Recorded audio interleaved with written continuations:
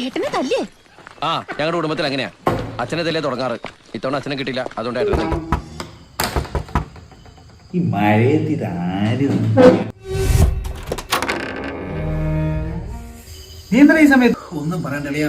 ചന്തുവിന്റെ ഇവിടെ വന്നതാണ്. ഇവിടെ എത്തിയപ്പം വണ്ടിയിൽ എണ്ണയും തീർന്ന് മഴയും.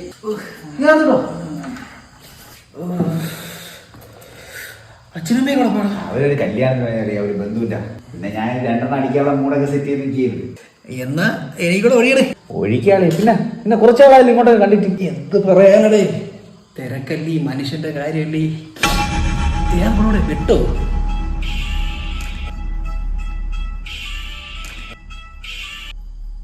ചന്ത വിളിക്കണ.